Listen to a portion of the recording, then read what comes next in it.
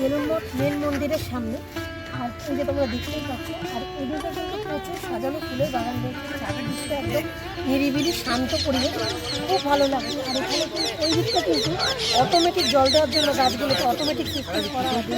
আর দেখো ছবি যদি তোলার কথা বলি, ভিতরে কিন্তু ছবি তোলা পুরোপুরি নিষিদ্ধ। বাইরে থেকে তোমরা ছবি ভিডিও যা যা যাবতীয় তোলার সব কিছু করতে পারো।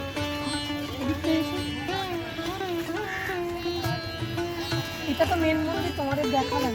আর মেন মন্দিরের পাশে কিন্তু রয়েছে মঠ অফিস, রয়েছে মেন মন্দির, তার পাশ থেকে একটা রাস্তা দিয়ে ওদিকটা কিন্তু মঠ অফিস। ওদিকটা আমরা যাবো, ওদিকটা যখন যাবো তখন তোমাদের সাথে বিক্রি রাখবো।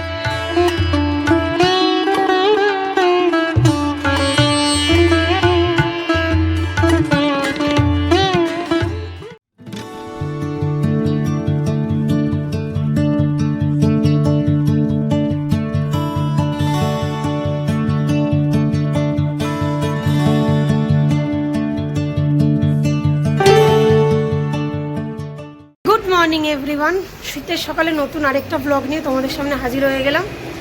আজকে হচ্ছে সোমবার, আর ডেট হচ্ছে 9 তারিখ। তো মোটামুটি টাকির ভ্রমণের গল্পটা তোমাদের সাথে আমি সবটা শেয়ার করেছি, কিভাবে যাবেন আসবে সবটা। আজকে আর একটা নতুন ব্লগে সকাল থেকে তোমাদের সাথে শুরু করছি। তো চলো, আজকে যাচ্ছি আমরা সবাই বেলুন মঠ। এখানে আছে নানু, ওখানে মা, আর এখানে আমি।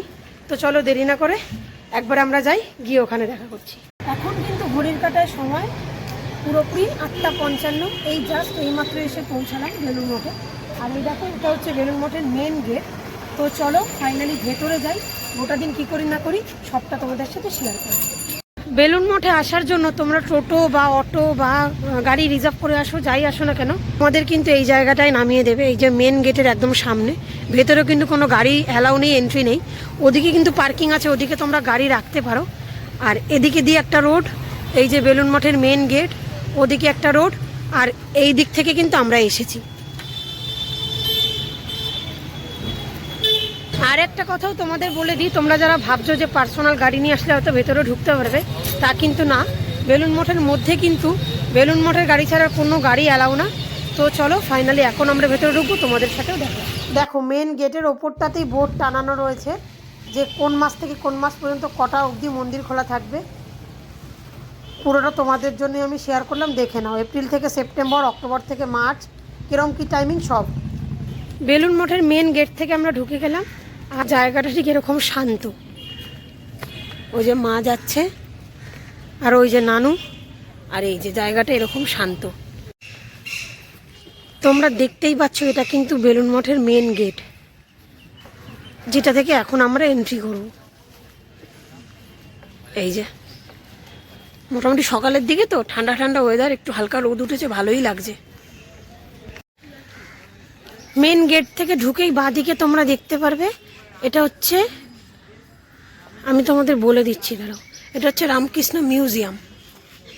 দেখো ভেতরটা খুব সুন্দর সাজানো, কিন্তু ওখানে বোর্ড টানানো যে আজকে বন্ধ। কিন্তু দেখো খুব সুন্দর, একটু জুম করে তোমাদের দেখাই আমি। দেখো কত সুন্দর, ভেতরটা কিন্তু খুব সুন্দর সাজানো।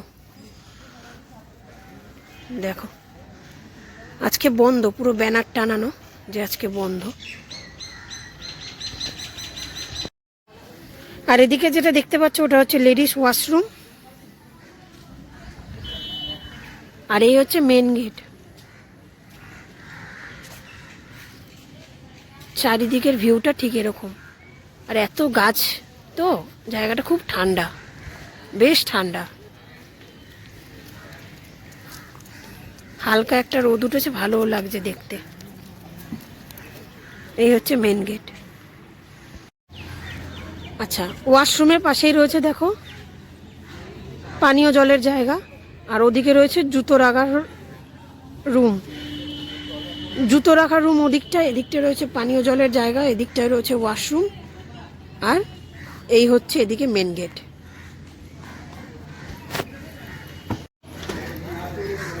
এই যে এটি হচ্ছে জুতোর কাউন্টার।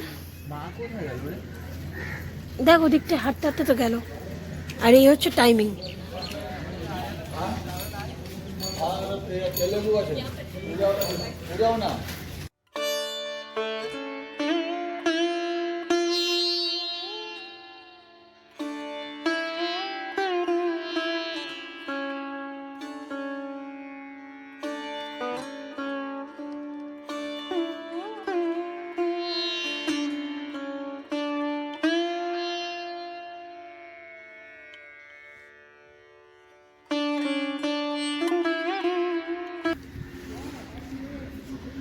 বেলুন মঠের ভেতর ঢুকে গেছি।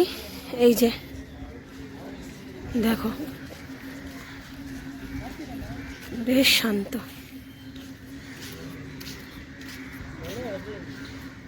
বেশ সুন্দর পরিবেশটা।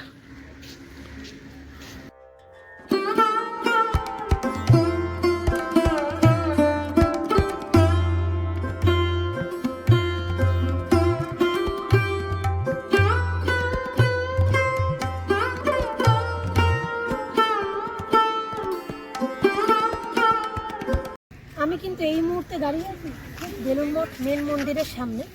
আর এই যে তোমরা দেখতেই পাচ্ছ, আর এদিকে কিন্তু প্রচুর সাজানো ফুলের বাগান রয়েছে। চারিদিকটা একদম নিরিবিলি শান্ত পরিবেশ, খুব ভালো লাগছে। আর এখানে কিন্তু ওই দিকটা কিন্তু অটোমেটিক জল দেওয়ার জন্য গাছগুলোকে অটোমেটিক সিস্টেম করা আছে। আর দেখো, ছবি যদি তোলার কথা বলি, ভিতরে কিন্তু ছবি তোলা পুরোপুরি নিষিদ্ধ। বাইরে থেকে তোমরা ছবি, ভিডিও যা যা যাবতীয় তোলার সব কিছু করতে পারো। আর এদিকটা এসো, এটা তো মেন মন্দির তোমাদের দেখালাম। আর মেন মন্দিরের পাশে কিন্তু রয়েছে মঠ অফিস। হচ্ছে মেন মন্দির, তার পাশ থেকে একটা রাস্তা দিয়ে ওদিকটায় কিন্তু মঠ অফিস। ওদিকটা আমরা যাব, ওদিকটা যখন যাব তখন তোমাদের সাথে বাকিটা শেয়ার করবো। এখন এই দিকটা আগে ঘুরে নিই, তারপর ওদিকটায় যাচ্ছি। বেলুড় মঠের ভেতরে তো চলে এসেছি, তোমাদের সাথে শেয়ারই করেছি। আর আজকের ব্লগেই শেয়ার করবো, এই পর্বেই তোমাদের সাথে শেয়ার করব যে এখানে কিভাবে আসবে, কিভাবে মহাপ্রসাদ গ্রহণ করবে, সবটা। তো চলো দেখতে থাকো।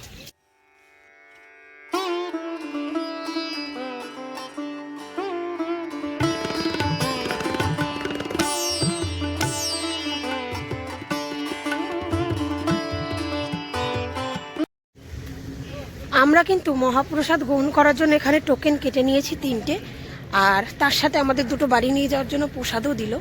আর আরেকটাও কথা বললো যে এখানে কিন্তু, আমি তোমাদেরও বলে দিচ্ছি তোমাদের ইনফরমেশনের জন্য, সুবিধার জন্য, এখানে কিন্তু প্রসাদের কোনো রকম কোনো, বা তোমরা যে মহাপ্রসাদ গ্রহণ করবে, ভোগ নেবে, সেটার জন্য কোনো রকম কোনো মূল্য নেই। তুমি ঠাকুরের নামে খুশি হয়ে যেটা দেবে। তো আমরা 101 টাকা দিলাম 3 জনের। আর এই যে 3টে কুপন। কিছুক্ষণ আগেই কিন্তু আমরা মহাপ্রসাদের জন্য টিকিট বা কুপন কেটে নিয়ে চলে এসেছি।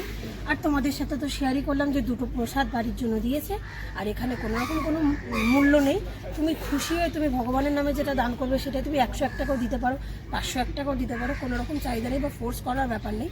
আমরা যেরকম 3 জনে এসেছি, আমরা 101 টাকা খুশি হয়ে দিলাম। আর এইখানে দেখো, এটি হচ্ছে স্বামী বিবেকানন্দের লিভিং রুম। তোমাদের সাথে আর ভেতরটায় যাচ্ছি না, কারণ ভেতরে ক্যামেরা অ্যালাউ নেই, বাইরে দিয়ে দেখাবো।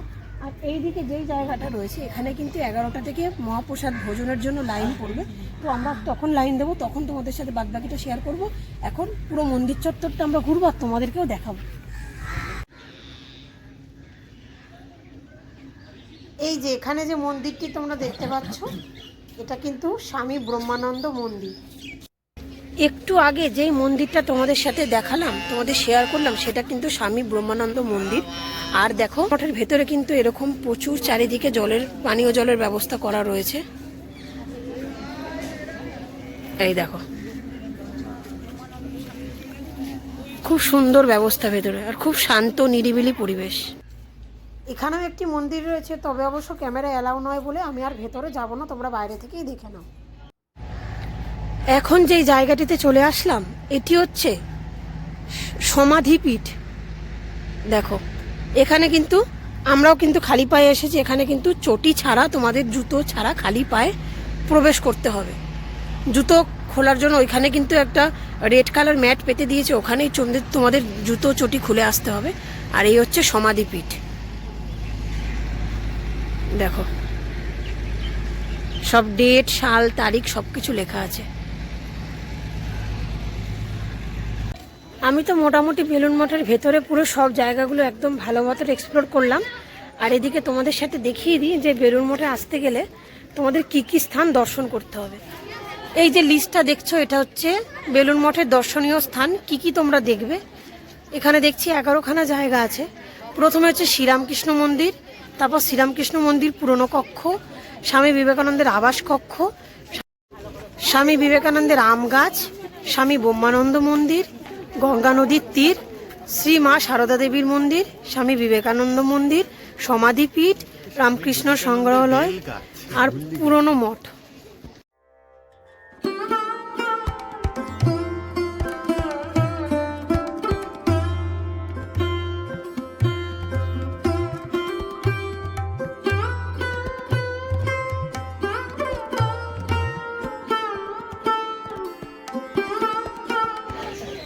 ঘড়ির কাঁটায় সময় হয়েছে পুরোপুরি 11টা বাজতে 5 মিনিট বাকি, 10টা 55। আর কথা মতনই 11 থেকে লাইন যেরকম শুরু হয়, কথা বলেছিল ওরা যে এই মঠের ভেতর থেকে লাইন কিন্তু অলরেডি পড়া শুরু হয়ে গেছে। অলরেডি সবাই মহাপ্রসাদ গ্রহণ করার জন্য লাইন দেওয়া শুরু করে দিয়েছে।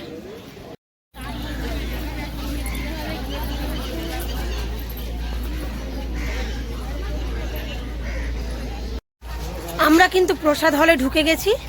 আর ওই যে দেখছো ওখানে কিন্তু প্রচুর রকমের কল রয়েছে, প্রচুর, এখানে হাত ধোয়ার জন্য, ধুয়ে প্রসাদ কক্ষে প্রবেশ করার জন্য। এই দেখো প্রচুর কল রয়েছে। আর এই যে সব জনে জনে লোক প্রসাদ কক্ষের দিকে এগিয়ে যাচ্ছে। আজকে কিন্তু দেখছি বেলুড় মঠে ভালোই ভিড় রয়েছে। আর দেখো প্রচুর যাত্রী কিন্তু প্রসাদ গ্রহণ করার জন্য প্রসাদ কক্ষের দিকে এগিয়ে যাচ্ছে। আর এইখান থেকে হচ্ছে এই যে গঙ্গার ভিউ, দেখো লঞ্চ চলেছে, এদিক থেকে প্রচুর ভক্ত আসছে। আর এই হচ্ছে বেলুড় মঠের প্রসাদ হল। এই যে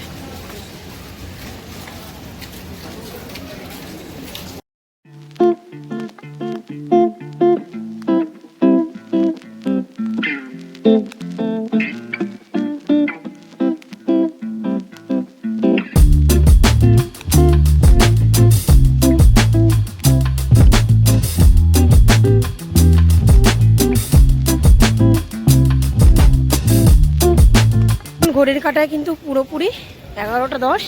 আমরা কিন্তু প্রসাদ কক্ষের দিকে ঢুকছি। আর ওই যে প্রত্যেকে ঢুকছে।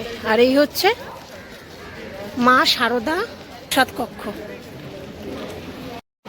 আমরা কিন্তু প্রসাদ কক্ষের ভেতর ঢুকে গেছি। আর মহাজন্য এই যে এখানে এরকম এত সুন্দর চেয়ার টেবিল পাতা হয়েছে, এগুলো কিন্তু পুরো ফিক্সড চেয়ার টেবিল। আর জায়গাটা এত সুন্দর, কত বড় দেখো। আমরা ঢুকে গেছি, ওই যে জনে জনে লোক ঢুকছে সব। এরম কিন্তু থালা গ্লাস দেওয়া আছে দুধারেই। আর এরম কিন্তু জায়গাটা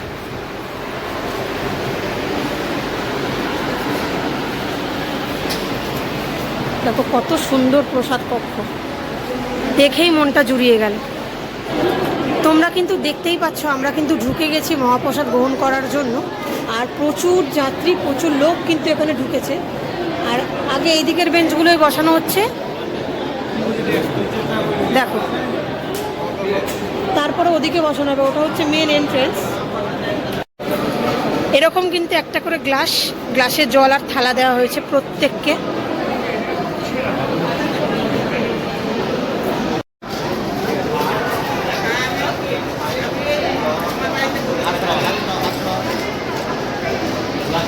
বেঞ্চের সামনে গিয়ে বসবে, পিছনে হেলবে না, পা নিচে রাখবে।